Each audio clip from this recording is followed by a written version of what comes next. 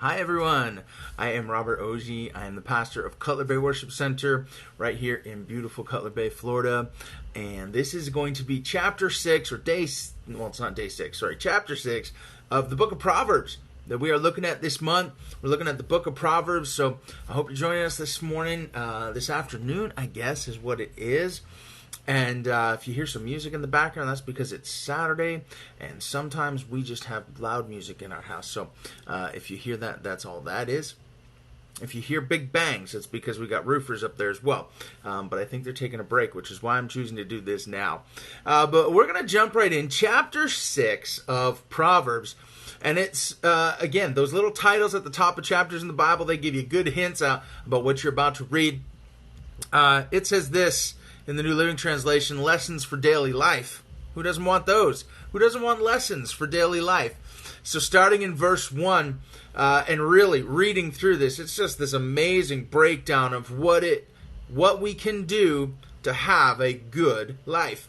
Verse 1, my child, if you have put up security for a friend's debt, or agreed to guarantee the debt of a stranger, if you have trapped yourself by your agreement and are caught by what you have said, follow my advice and save yourself. For you have placed yourself at your friend's mercy. Now, swallow your pride, go and beg to have your name erased. Don't put it off, do it now. Don't rest until you do. Save yourself like a gazelle escaping from a hunter, like a bird fleeing from a net. So that's verse 1 to verse 5. And if you know me, you know that I really like Dave Ramsey and his Financial Peace University course. I've gone through it. We've led our church through it, and we're going to be doing it again. So stay tuned for that if you want to go through it. But these 5 verses here are a real major part of that topic that Dave talks about. And he says, he was reading the Bible one day and he's reading through this and he's asked God, how do we fix our finances? What does your word say about things? And he feels like this is what God has brought him to, but he's reading it and he's like, save yourself like a gazelle escaping from a hunter. I just don't understand it. Anyways, going through it, later on he's flipping through his TV channels and he sees, I think on Discovery Channel, something like that, National Geographic, the story of a gazelle. And that their natural predator, their biggest predator, is the cheetah, the fastest land animal there is. And this gazelle runs for its life away from these things. And he says this is what God said to him. He said, you have to run from debt like a gazelle trying to get away from a cheetah. This is going to ruin your life. Debt is a thief. Debt will drag you down, right? If you've put up security for a friend's debt or agreed to guarantee the debt of a stranger, if you've put yourself in a position of owing someone else, if you're putting yourself in a position of having a debt, it is going to rob from you. You got to run like there is a cheetah on your tail to take you down. Like survival depends on it, because it does. Your life depends on it. So verse 1 to 5, get out of debt. Lesson number 1 from chapter 6 of Proverbs. Get out of debt. All right, lesson number 2 is develop a good work ethic. Listen to this. Verse 6 to 11. Take a lesson from the ants, you lazy bones. Learn from their ways and become wise. Though they have no prince or governor or ruler to make them work, they labor hard all summer, gathering food for the winter. But you, lazy bones, how long will you sleep? When will you wake up? A little extra sleep, a little more slumber, a little folding of the hands to rest. Then poverty will pounce on you like a bandit. Scarcity will attack you like an armed robber. He's saying, listen, if you want to thrive in life, if you want to get ahead, develop a good work ethic. All right. Then the next section, verses 12 to 15, he says, steer clear people you know are going to drag you down. Listen to this, verse 12. What are worthless and wicked people like? They are constant liars, signaling their deceit with a wink of an eye, a nudge of the foot, or the wiggle of fingers. Their perverted hearts plot evil, and they constantly stir up trouble. But they will be destroyed suddenly, broken in an instant beyond all hope of healing. He's saying, listen, my son, just stay away from people like this. Don't fall in with them. They're going to just drag you down. Verse 16, there are 6 things the Lord hates: No, 7 things he detests. I love that he does that when he writes this. It's like, why didn't he just start with, there are 7 things? It's like, I'm writing this, now scratch it out. It's like, no, he didn't scratch it out. There are 6 things the Lord hates. No, wait a second. 7 things he detests. Haughty eyes, a lying tongue, hands that kill the innocent, a heart that plots evil, feet that race to do wrong, a false witness who pours out lies, and a person who sows discord in a family. Really, what he's saying here in these verses, verse 16 to 19, he's saying, live right before God. Look, these are things that really trouble God, so live right before Him. Don't do them.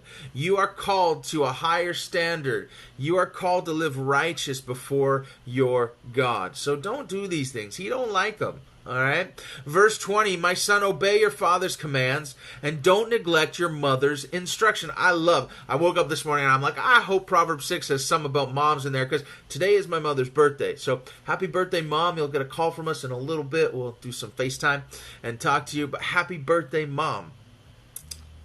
Don't neglect your mother's instruction. Keep their words always in your neck. Tie them around, or in your heart. Tie them around your neck. When you walk, their counsel will lead you. When you sleep, they will protect you. When you wake up, they will advise you. For their command is a lamp, and their instruction a light. Their corrective discipline is the way to life. What he's saying here is, listen, if you want a good life, listen to wisdom. Listen to wisdom. All right? Verse 24, it will keep you from the immoral woman, from the smooth tongue of a promiscuous woman. Don't lust for her beauty. Don't let her coy glances seduce you, for a prostitute will bring you to poverty. But sleeping with another man's wife will cost you your life. Can a man scoop a flame into his lap and not have his clothes catch on fire? Can he walk on hot coals and not blister his feet? So it is with the man who sleeps with another man's wife. He who embraces her will not go unpunished. Again, out of all of chapter 5, which was primarily about that, he's keeping a little bit of that theme going. Practice sexual morality. All right? Do what is right in the eyes of God. Don't do what is wrong. It's not going to get you anywhere. His instruction's not to be a buzzkill. His instruction is to bring you to life, to blessing. So don't go drinking water from somebody else's house, all right? Stick to the water at your own house. And then verse 30 to 35, he says this. He says, excuses might be found for a thief who steals because he is starving. But if he is caught, he still has to pay back 7 times what he stole, even if he has to sell everything in his house. But the man who commits adultery is an utter fool, for he destroys himself.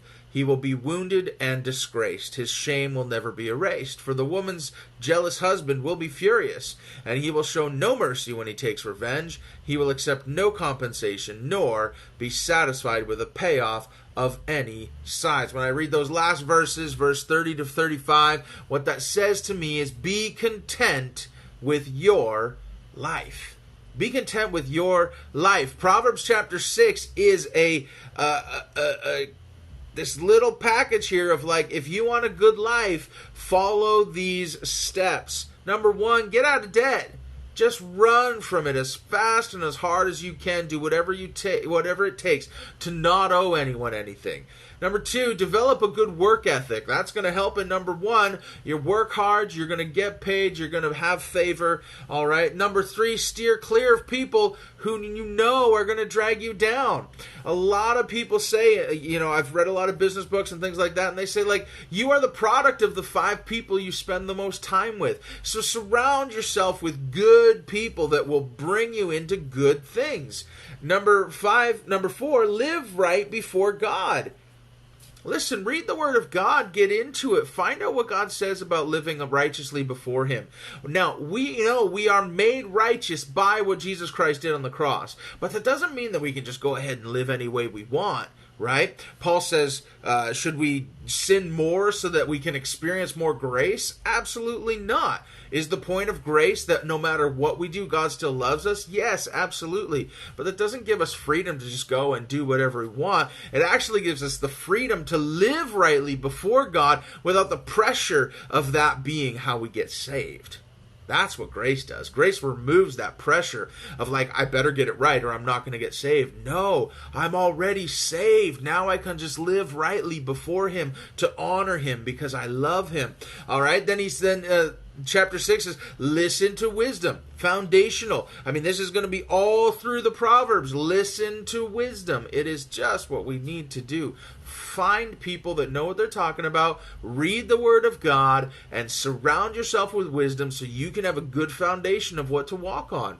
All right, next, practice sexual morality. It's just common sense here, folks. It's good. All right, be aware that these are things, especially in today's age, these are things that try and creep in, that try and get into our lives, that will derail us. All right, and they just cause problems in our life. So commit yourself to living a whole and healthy life before God in these ways. And then again, be content with your life.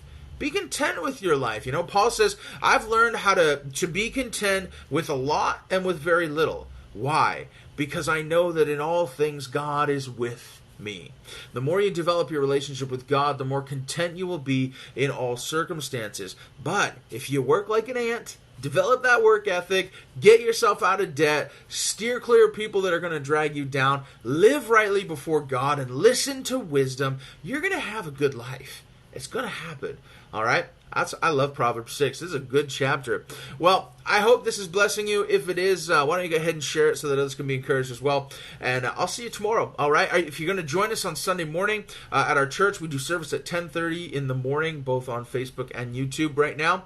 Tomorrow's going to be a really good day. I'm really looking forward to it. So I hope you join us. And at some point, somewhere in the day, I'll look at chapter 7. All right? Have a